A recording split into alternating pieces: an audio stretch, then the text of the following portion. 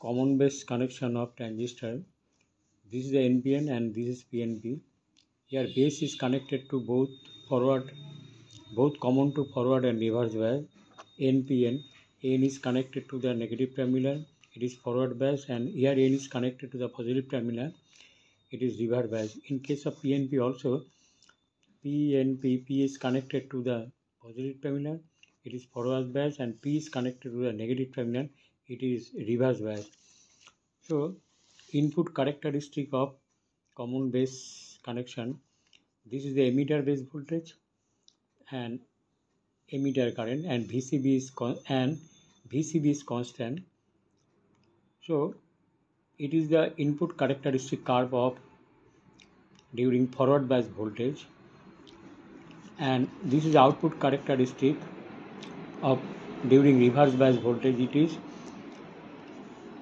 characteristic curve VCB, collector base voltage, and versus collector current, and emitter current is constant.